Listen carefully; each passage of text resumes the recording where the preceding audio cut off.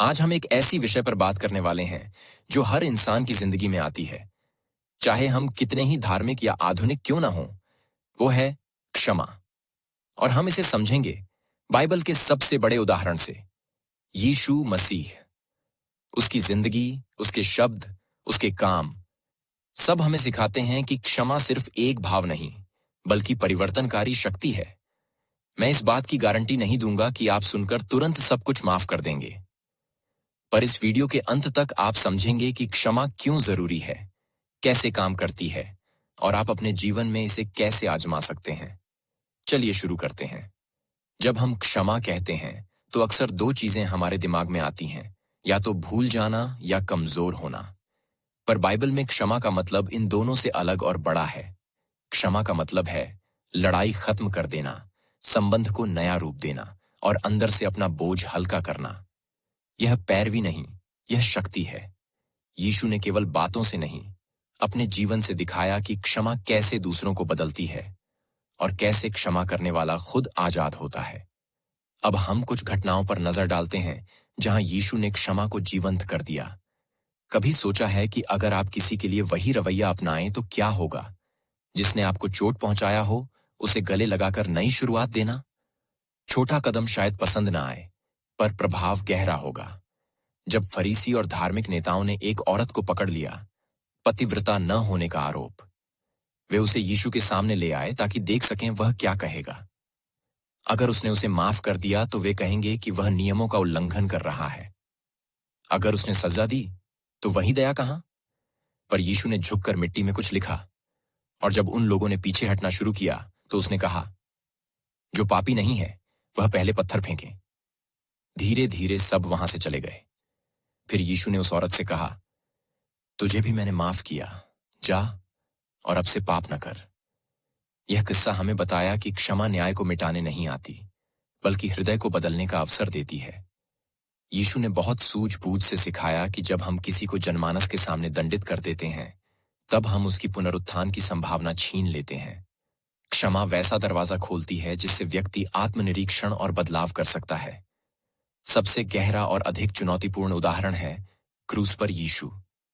जब उसने अत्यंत पीड़ा झेली और आसपास के लोग, दुश्मन तक उसे चोट पहुंचा रहे थे, तब भी उसने कहा, हे पिता, उन्हें माफ कर दे, क्योंकि वे नहीं जानते कि वे क्या कर रहे हैं।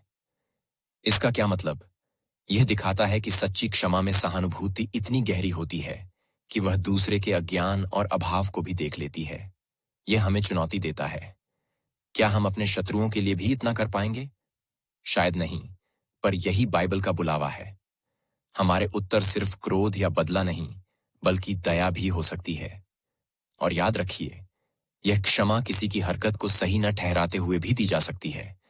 यह सिर्फ उस हिस्से को हटाती है जो हमें रोकता है, नफरत और गहरी चोट।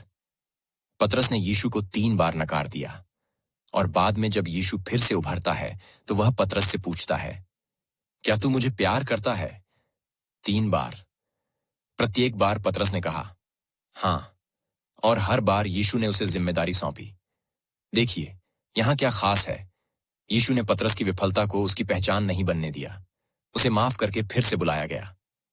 हमें भी अक्सर ऐसा करना चाहिए। हम या सामने वाला कोई गलती करे तो क्या हम उसे उसकी पूरी पहचान बना देंगे, या हम उसे मौका देंगे फिर से दिखाने का? क्षमा दूसरा मौका देती है। यहां एक बात स्पष्ट कर लें, बाइबल की क्षमा का मतलब आत्मनाशक रवैया नहीं है। क्षमा का मतलब यह नहीं कि आप खुद को बार बार चोट पहुंचाने वालों के सामने बेबस कर लें। यीशु खुद भी सीमाएं रखते थे।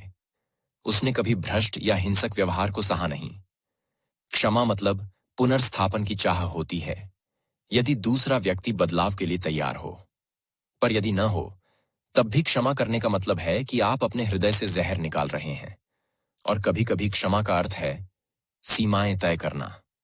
आप माफ कर देते हैं, पर आप कहते हैं, मुझसे इस तरह का व्यवहार नहीं चलेगा।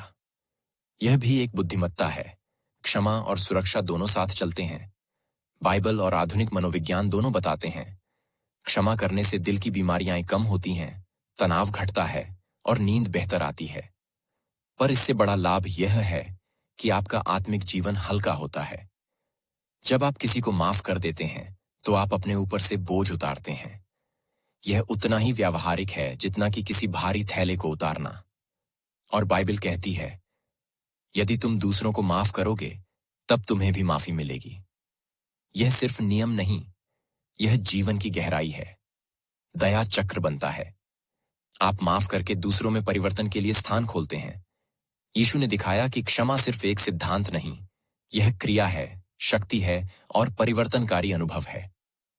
आज मैं आपसे एक छोटी सी चुनौती चाहता हूं। अगले सप्ताह के लिए किसी ऐसे व्यक्ति के बारे में सोचिए जिसने आपको चोट पहुंचाई हो और एक छोटा कदम कीजिए। वह कॉल हो, एक संदेश हो या सिर्फ अपने दिल में निर्णय कि आप पहले से कम बोझ उठाएंगे। छाती पर हाथ रखकर आइए एक छोटा प्रार्थना सा करें। हे प्रभु, हमें वह हृदय दे जो माफ कर सके, हमें वह समझ दे जो लोक भावनाओं को समझे, और हमें वह शक्ति दे कि हम अपने रिश्तों को फिर से जोड़ सकें। अगर आपको यह वीडियो पसंद आया हो तो चैनल को सब्सक्राइब करें और बेल आइकन दबाएं और इसे अपने दोस्तों और परिवार के साथ शेयर करें। मिलते हैं अगले वीडियो में। धन्यवाद।